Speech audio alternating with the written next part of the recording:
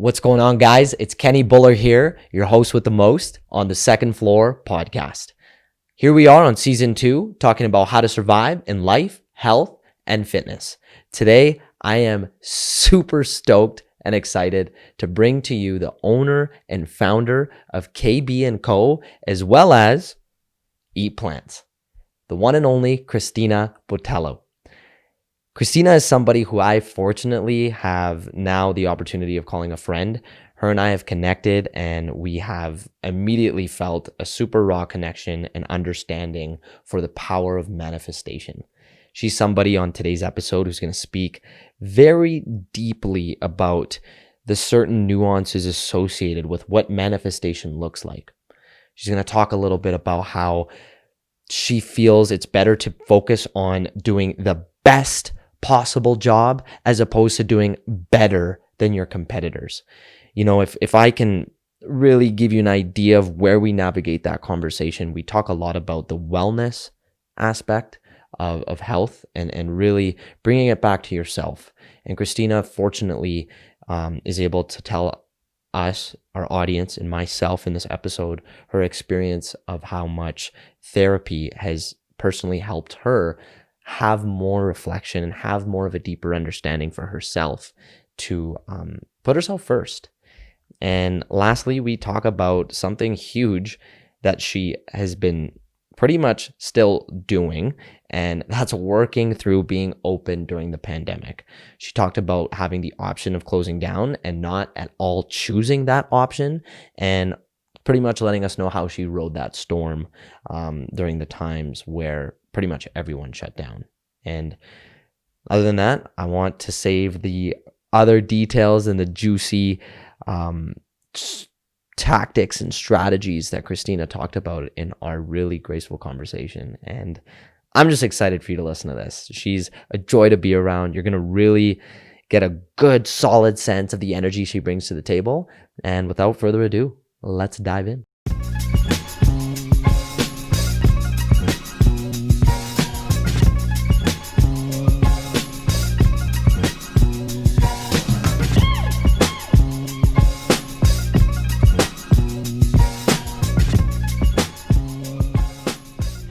Having it. So when I had my Quiznos franchise, and I wanted this director of operations title, I was chasing after, and I was dreaming and playing out what it would look like with me doing it. Like I had, what kind of bag I had around my shoulder. I knew I was on a plane. I could see myself on a plane. So I really played that out over and over until the guy's like, yeah, you got the job. I'm like, well, it's about time I could start actually. So I think there have been times in the last, like 20 years for sure, where you don't really know where this is all leading. Mm-hmm. I don't know how I got a Quiznos franchise. So, well, I know, but you don't really know what this is leading up to. But to have a Quiznos franchise, so be a franchisee and then work on the corporate side as a director of operations, and then go over to Booster Juice and work in operations there, and then have a 4-year short gig doing leasing. Like all of these things just have like really helped my success today, right? It's been a huge part of creating KB & Co. Absolutely. Yeah. Knowing what I know and all the experience that I have, it just makes sense. It makes so much sense. I respect that a lot, because it's even before when we talked about how you were saying before we went live, where you find it funny when people ask you, when did this all start? And it's just like, well, literally the day I was born, right? But I find everyone needs to factor in something. Yeah. They need to factor in every single piece of the puzzle. Yeah. And every single piece of the puzzle is a piece of your life and something you've done with it and the experiences you've had to help shape whatever decisions you make and what you actually want to do with your life. Totally. That could be your career. That could be who you choose to be with your partner in life. That could be the kids you're bringing into this world and the world views you want to shape. Totally. For them to now make easy, conscious decisions, for them to say yes and for them to say no, based off the values they have. Yeah. And I just see how, based off what you said, you genuinely respect so much of your past experiences. Yes, I do. And no matter if they were good or they were bad, you respect it so much, because they're a piece of the puzzle of what you've done with your current vocation. Totally. And I would agree. I'm a big believer in everything happens for a reason. The negative, the positive, all of it, it all happens for a reason. So we need more people to think like that, right? I could be sitting here choosing not to even acknowledge all of these things that I've done over the last 20 years have really helped me today. Some people don't think about that, right? I remember, 10 years ago going, thinking, why am I doing this job? Like, where is this going to lead me? Not really knowing where this is going. But all experiences for sure, both negative and positive.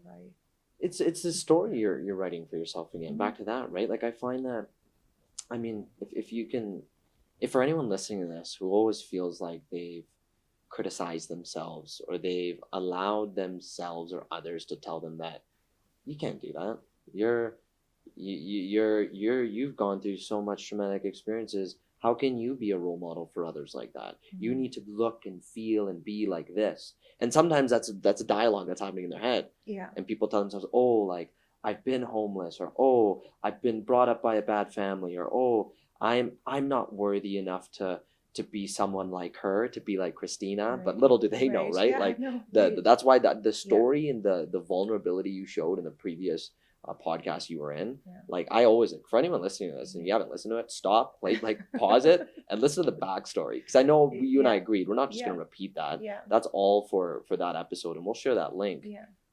But now, I mean, if you can add to maybe letting us know, like what are the first few steps someone should make in recognizing that they want to make the changes, yet they're so fearful of like where to start, because there's so much change that needs to be done. Right. There's so much rewiring that has to be done. And I don't know if you felt like that, or it was easy for you, or if it was always kind of a challenge, and through some of those challenges you noticed some things you did that just made it easier to go from here up to here.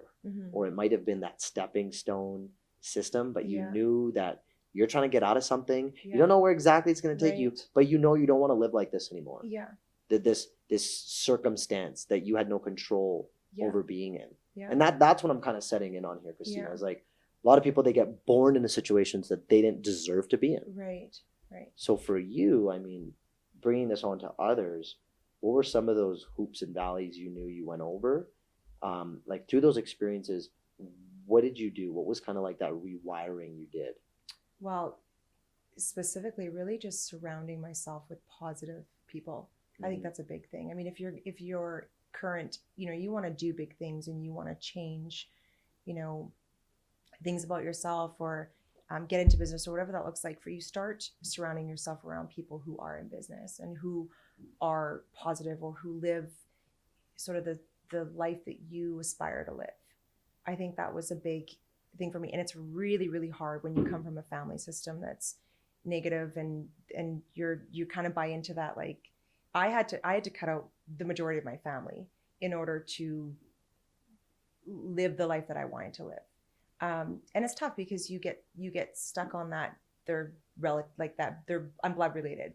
It's my mom or it's my sisters. You feel like you need to still, I guess, be involved in their lives somehow. But if it's not positive and it's not making you feel good, you need to cut that tie and start surrounding yourself around positive people. And that was really big for me. Is just putting myself in positive environments and situations. So that would be the first step. Step one, assess who you're around right now, even if it's blood related, even if it's family. Are they doing you good? Right. And it's Kenny, it's easy to say, but it is so hard. It is, and I struggled with it right up until 5 years ago, I would say. So pretty much my entire life, where I really want to do good things and big things. I want to be in school. I want to go back to school. And then you have this family system that views that as you being too good. If you want to go off and be successful, you're too good for us now. So then you get caught in the no, I'm not too good. I love you, but I just want to do these big things. That was my a bit of my upbringing. But you do get, as much as I wanted that, you do get stuck in that guilt and shame of where to land with that. Just wondering where your ceiling is, especially when you don't have that support, right? So. How does one in that situation gain a new support system?